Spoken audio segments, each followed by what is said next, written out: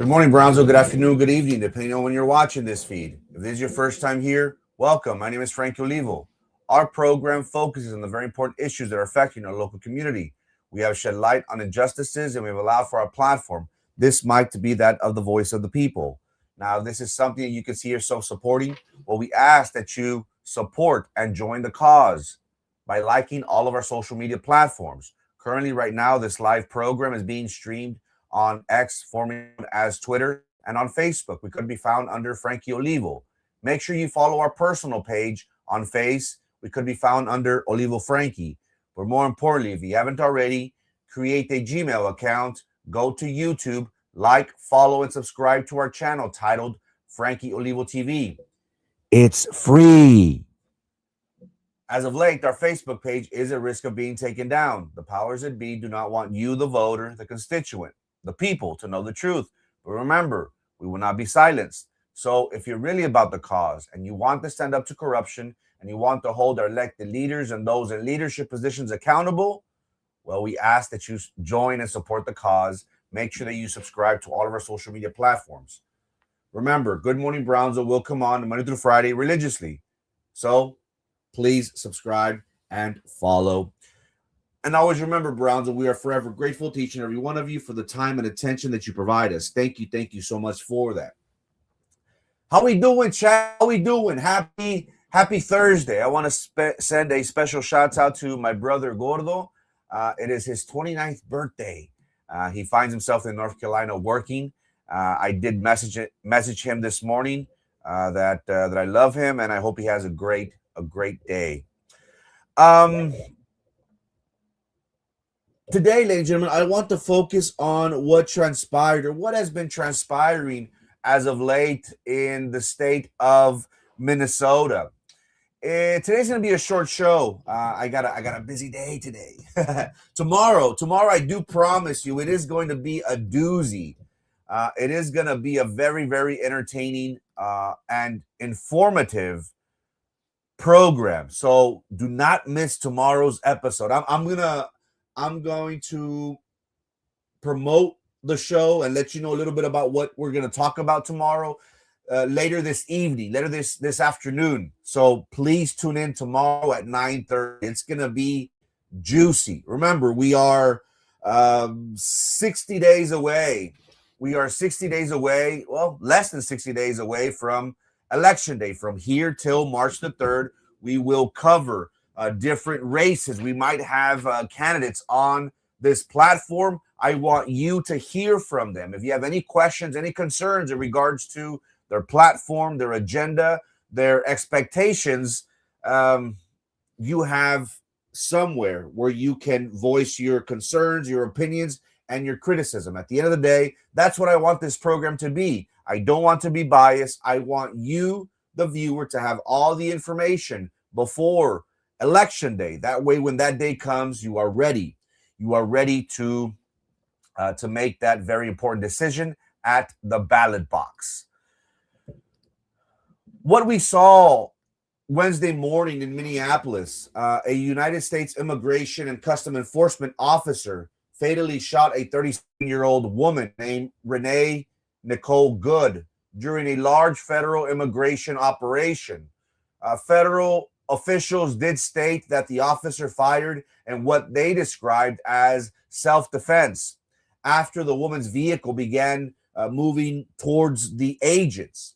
Local authorities, on the other hand, and bystanders, they're disputing that account and say that she posed no threat. The reason why I wanted to talk about this, again, we focus on current events, things that are important within the state, within the county, within the city of Brownsville.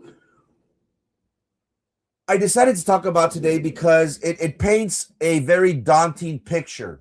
What we see from the events that happened yesterday, the tragic events that happened yesterday in Minnesota, is where the state is going against the federal government.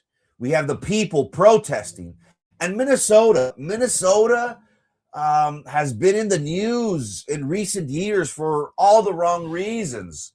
Who can forget when, Moni Galvan, Who can forget the George Floyd protest? How the city there was riots. There was people that were upset and questioned the way the police officer handled that arrest, while the autopsy came back and revealed that the cause of death of George Floyd was drugs. Many people, many Minnesotans are saying that no, it was official oppression. He had his knee on his neck. That was a few years ago. Just as of late as well, there has been this federal investigation in regards to Minnesota and the Somalians. There is no question that there is a lot of need in this country. When we talk about social programs, social benefits, I am of the belief that we should help families that are struggling. I don't want to sound like a hypocrite. Hey, I grew up on food stamps. I remember getting a block of cheese. I remember going to the tortilleria and paying with food stamps. What we have seen and what many could agree is that many people have taken advantage of the system. When we talk about Minnesota, from preliminary investigations, we have seen how 75% of those on government assistance are Somalians. And we can talk about for a whole hour in regards to the Congresswoman and her role. We can talk about now Governor, soon to be former Governor Tim Walz. Did they know about this massive fraud that has been happening? And if you aren't aware of the news, the federal government is investigating daycares. There was this investigative journalist Nick Shirley that actually went with his camera, with his phone, and he went himself to investigate, because there was question marks in regards to why do so many Somalians, why are they owners of daycares? Now, there's nothing wrong with that, right? But a lot of questions started to arise because millions of dollars, if not billions of dollars, were given to these daycares. And what the federal government is investigating currently is blatant fraud. This young investigator, this self-proclaimed, he is an investigative journalist for his work. He went up to this daycare and he knocked and he said, "Hey, I'm interested, to bring my kid. I want to see what the facility." There were no kids. Neighbors complained of these vans being up and down without any kids in the vans. What we see in Minnesota is very troubling. The government, now with President Trump at the helm, is cracking down on this very issue. And now what culminated yesterday seems to be something that is going to even further draw this distance, this love-hate relationship between the federal government and the citizens of Minnesota. Now, Frankie, why are you talking about this? This doesn't pertain to us. Minnesota is on the other side of the map. What do we here? Being being a border city, why is this important? Well, I wanted to talk about it because we here in the Rio Grande Valley, here in the state of Texas, we have seen our fair share of retaliation of federal employees, federal law enforcement officers, that they themselves have been the target. We can talk about being copycats, so to speak, but nonetheless, what we have seen has been that there has been this distance between the federal government and people here in Brownsville, Texas. When President Trump came into office and when he ran his campaign, he ran on America First. Maybe we didn't believe President Trump when he said that he's going to create jobs. Everyone thought, how is he going to do this? Well, shortly after he assumed office in February of 2025, this past year, we saw how here locally raids started happening. You have seen the videos where ICE officers have been conducting investigations on construction sites, on restaurants. We have seen those videos, unfortunately, where people are running away, that they're scared, that they've been they're being detained. Now, we have stated this previously. We feel as if this is a humanitarian issue. We don't want you to misconstrue and think, oh, tú te crees gringo. Because here there is this notion that the government is not going on their promise of deporting just criminals, just hardcore gangster criminals that are flooding the streets with drugs. I think we can all agree that we all want a safer community. We all want a better quality of life. We all want our children to live in a community that is safe, right? So many people were questioning President Trump and saying, why are you deporting people that are just trying to earn a living? These people aren't gangsters. These people aren't drug dealers. They're trying to make, they're trying to live the American dream. Who wants to work in construction? Who wants to be a roofer? Who wants to throw the trash? Who wants to work in the kitchen? It's only Mexicans. It's only the minorities. So if you deport these people, we are going to be affected. Has the Rio Grande Valley seen an interruption in regards to the economy here locally? Yes, 1,000%. Many jobs have suffered. Many entrepreneurs are struggling to either fulfill their responsibilities in completing houses, any construction projects that they may have had, and have had their employees deportated, arrested, detained. We can sit down all day and talk about, is it wrong or right?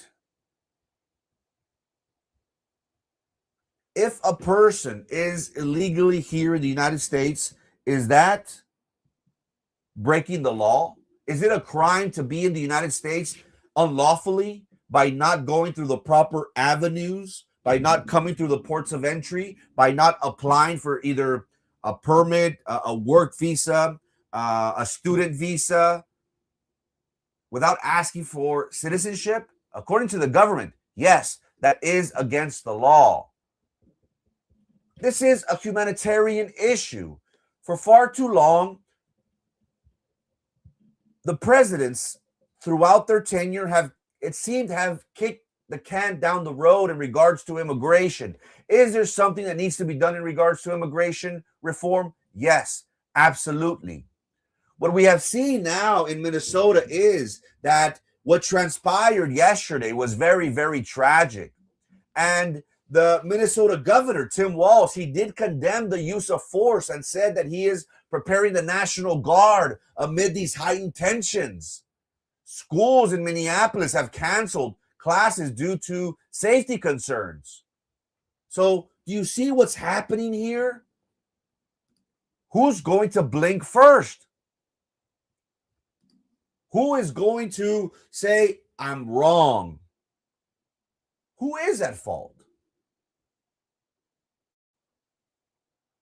If a law enforcement officer is either in harm's way, are they allowed to use lethal force? Why didn't this ICE agent shoot at the tires? I've heard people say that. I have several law enforcement acquaintances, friends, and I always ask the question, hey, in the academy, during training, where do they teach you to shoot? Do they teach you to shoot a leg? Do they teach you to shoot a toe, a foot? And they say, no, They teach you mass. You don't know the risk that you're in. If you see a weapon, if you have instructed that perpetrator to either stand down, to get out of the vehicle, to freeze, and they're not obeying your orders, you have to make a split decision, a life and death decision on whether you are going to use lethal force. I wanted to ask you how you feel. Living here in Brownsville, ladies and gentlemen, we have this feeling, this belief that that ICE agents are scum, that they're the worst. Maybe because we're Mexican, and there have been videos primarily on Brownsville Hood News. If you're not a follower of Brownsville Hood News, make sure you follow them. A great platform that keeps the community informed. During this raids this past year, we have seen how those being questioned, those being detained, went on video, started recording the ICE agents, and they were making fun of them and saying, hey, bro, you're brown. Tú eres mexicano. What are you doing? Why are you detaining your own people? How can you live with yourself? How can you go to sleep at night? Is that the sentiment that many people here in the Rio Grande Valley share? Possibly. Many people have stated that this is against their own people. How can this happen? Why are you doing this? Isn't there other ways that we could accomplish this goal? Isn't it? At the end of the day, what is happening between right now is not good. And as we've seen, or we can talk about, there are many copycats out there. Whenever we talk about this woman that was eliminated yesterday, she was asked, just to give context to the story and what happened. This is a case where ICE agents were conducting an investigation. They were working, and there were people that were trying to impede their investigations. That within itself is a crime.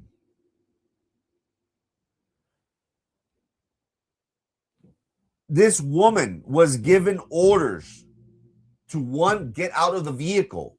And I'm going to show you the clip right now. To get out of the vehicle.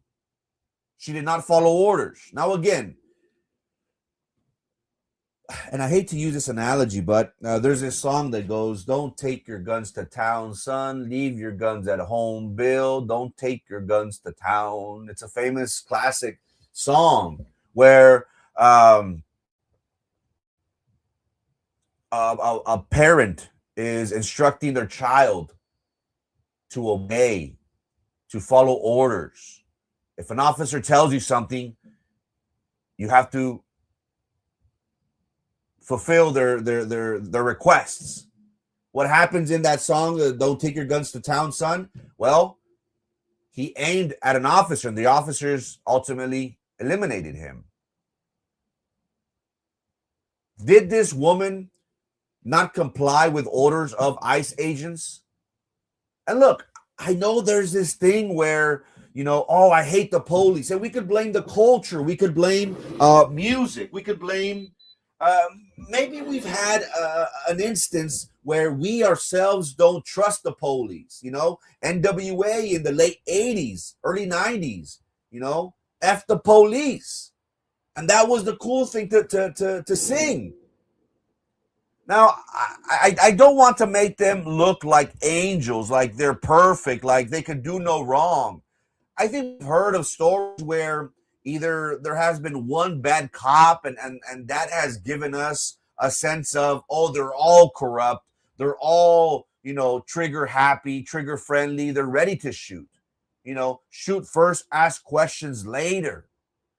Maybe we know of a case. Maybe we feel as if we've been targeted for speeding and oh man, that darn cop, or oh man, that darn law enforcement. Maybe we have a story such as that, right? This picture that I have before you, ladies and gentlemen, the people of Minnesota are calling this murder. It goes on to say, all I know is ICE is going to get effed up big time if they keep this crap up. They shot 2 people in Minnesota this week.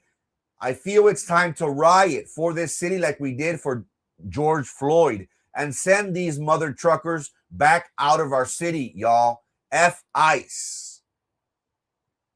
And if you didn't see on the news, and I'm sure we all saw images, for hundreds, if not thousands of people protesting on the streets of Minnesota. They were calling for the arrest of this ICE agent. How do you feel in regards to this very issue? Is this something to where the woman was at fault? And something very interesting that I do want to bring up. Is this true? I don't know. But again, we just like to explore different avenues and ask those questions, because hey, what's the role that these people have? There's this, and I'm gonna bring it up. There's this idea that this woman wasn't even a resident of Minnesota. Maybe she was visiting, and she's just so happened to be either in the area. Let me bring it up. Where am I? Let me bring it up because according to sources, according to people, she lived in Missouri. Is that true? I don't know. There's a post that says the northern part of Missouri is 5.5 hours away. Why did Renee Good drive at least 350 miles to interfere with federal law enforcement? Her Instagram says Colorado. Her van registered in Missouri, insurrecting in Minnesota. Now, is she a paid instigator? Did she know that was she a vigilante? Was she protecting? Was she fighting against ICE? I don't know. Let me show y'all the clip, and I want y'all to tell me. What y'all think. If this was self-defense or if this was murder, and I'm going to show you several angles of it.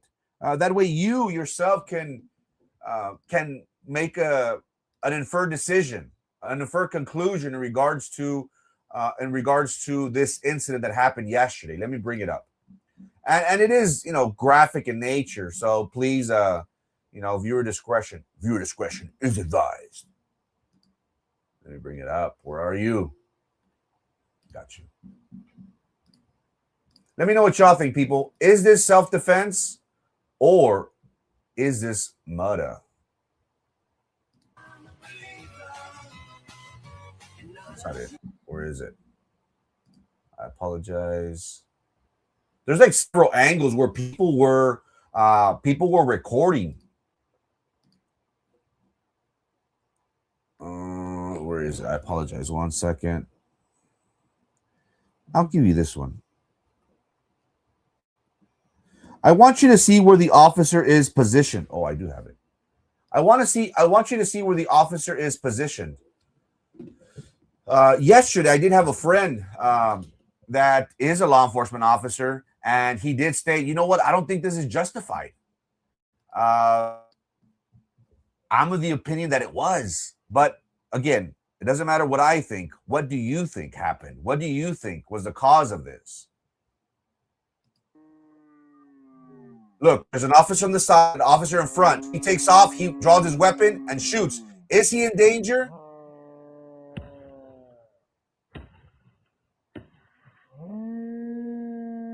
Is this justified? Now, again, whenever you talk to officers, they say whenever you're in danger, you draw your weapon. You take your target out. Look, again, there's an officer on the side. trying to open, get out of the vehicle, get out of the vehicle, get out. There's an officer in front. She takes off. Now, again, it's slippery. It's wet. Did that cause her to skid? And maybe she wasn't trying to hit the officer?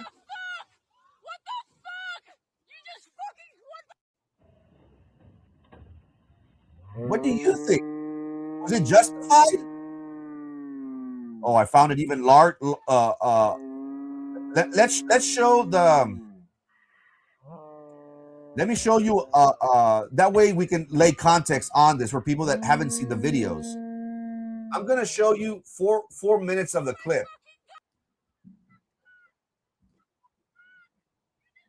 Let me see. It is 4 minutes, and I might as well show it because it shows everything pretty much. And it's very interesting to learn, what happened, why did it happen. So I'm going to show you the 4 minutes of it, and then you can decide ultimately how you feel on this issue.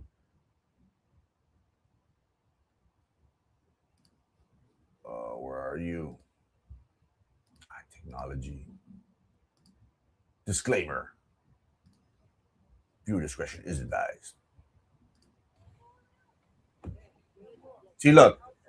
She's impeding the officers. They get down. She's blocking her. They're blocking. Look at the officer in the front. Did you see that, chat? Again, look.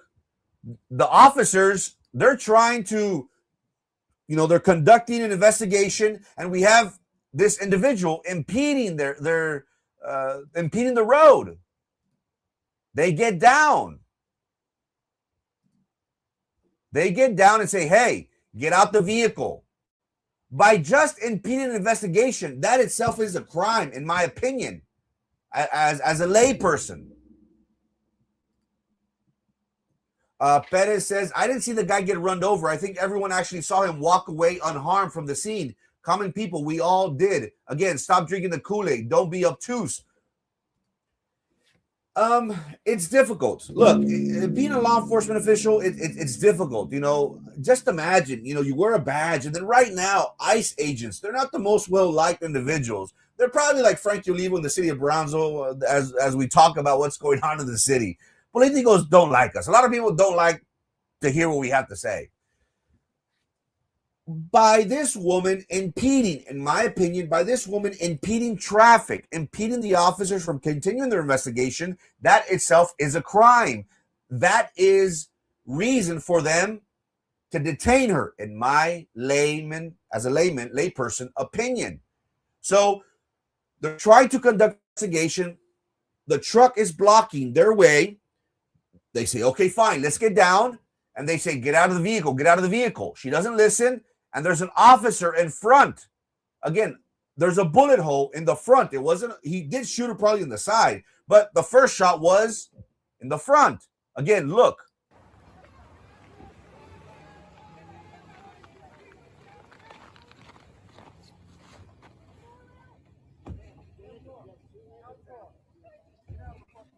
Get out of the car. Get out of the car. She's not getting, so she's leaving.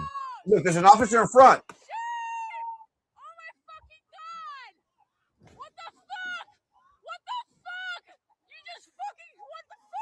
So, Trevino, if an officer, again, look at the officer in the front. You are a fucking criminal. Look at the officer. Look, I'm going to pause it. Look, there's an officer on the side telling her, get out, get out, get out. She starts taking off. Look at the officer in the front. There's an officer in the front. Whenever she starts taking off, his life is in danger. What would have happened if he would have gotten run over? What would have happened if he would have died? So what do we expect of law enforcement officials? To be punching bags? Again, he's right there in the front. If you see, look, a simple question. If you see, I have Gamboa, Perez, Trevino on here, Johnson, Hernandez. If you have, and I'm asking you individually, if you have a law enforcement officer telling you to get out and you're resisting. You have an officer in front of the vehicle. Are you going to take off? Are you going to put it on drive and hit and floor the gas? I personally wouldn't. Me personally, if an officer says get down or stop the vehicle, put it on park, yes, sir. Again, I may not agree with law enforcement, but I have to comply. They are the law. So I ask you again, Gamboa, if you had a police officer in front of you, if you had a police officer to your side, and they asked you, get out of the vehicle, and you had an officer in front, would you press on the gas to get away? I wouldn't. So again, if we are not, in my opinion, if we are not following orders, if we are threatening officers, again, a vehicle is considered a weapon.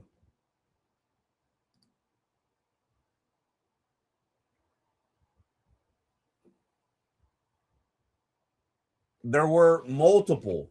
It's not like if it was just one or two. There were multiple. I'm talking about in the teens, ICE agents.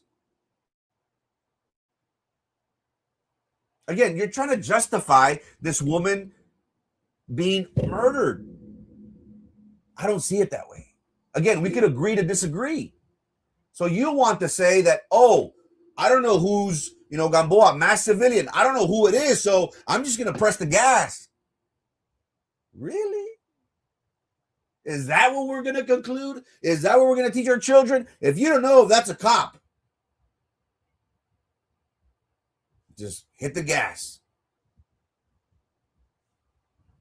That's scary. Let's finish watching the clip.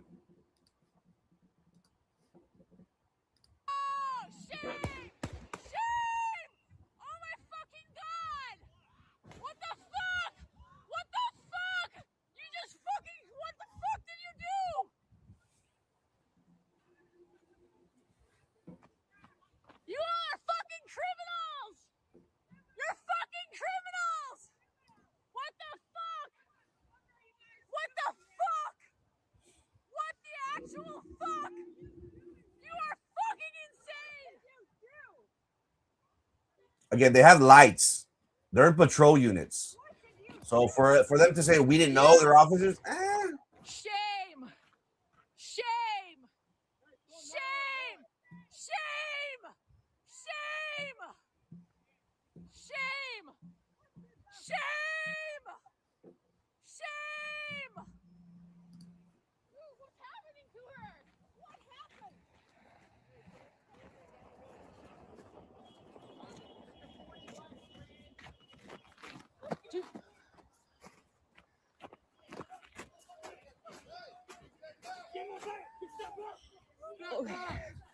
Dude, you shot her.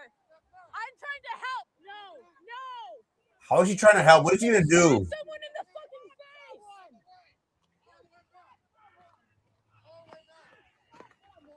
You shot someone in the fucking face. Do you have a conscience? Do you have a conscience? What do these people expect? Don't let the murderer leave. Don't let the murderer leave. What do these people expect? They themselves are breaking the law. They're not complying with orders. They put the life of a ICE agent. And then they're asking why this happened? Now, there have been at least 6 shootings this past month with ICE agents. Again, are they all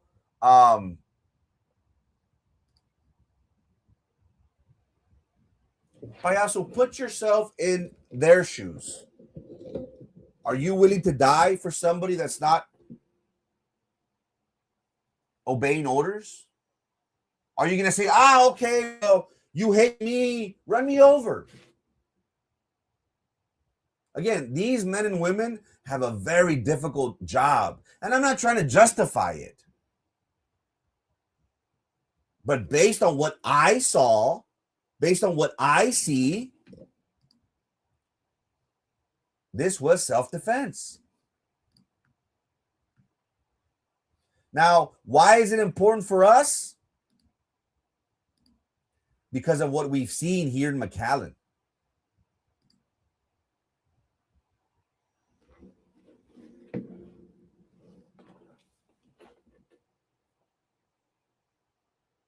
It's your opinion, Payaso. We did see the mayor say, "Get the F out of Minnesota." I think it's funny because people are against the police, but then when they need the police, they're the first ones to call. First, they don't want them, but then when they need them, they're right there. What do we see here in McAllen, ladies and gentlemen? At the airport, a gunman was killed at the McAllen Border Patrol station that is adjacent to the airport. And this man, for whatever reason, did he have this political ideology that the ICE agents are, I don't know, the Ku Klux Klan? Oh, okay, payaso. Oh, okay. Okay. I don't need them. Okay.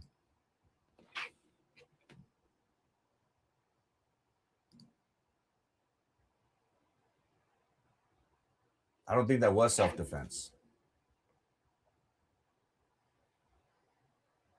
I don't think she had a weapon. I'm trying to remember. The Babe? I don't think she had a weapon. Is a vehicle, is a car, is an SUV considered a weapon? Yeah.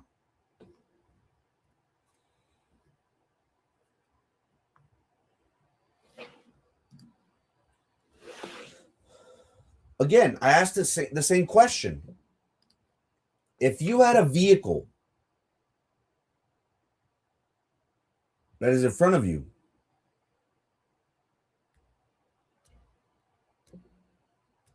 and floored the gas pedal, is your life in danger?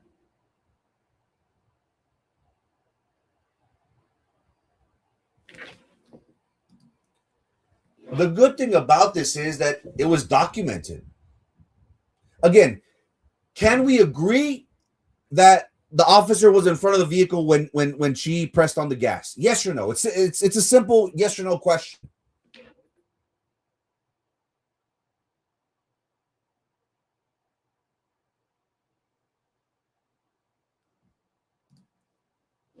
I don't know. I don't know about that, Hernandez. If policy says not to shoot at moving vehicles, I think you're misconstruing that. So if a vehicle is, what's the proper phrase, charging, headed to a police officer, they can't shoot? Is that what you're saying? That the officer cannot defend himself?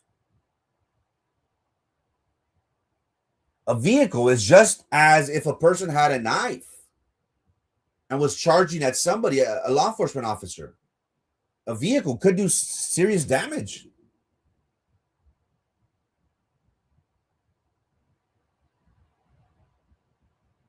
In my opinion.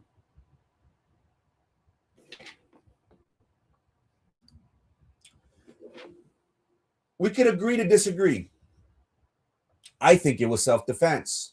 I think when an officer tells you or gives you an instruction, gives you an order, we must comply. If someone,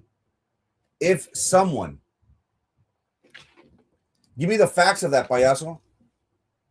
Give me the facts of this Giovanni case. I've never heard of it.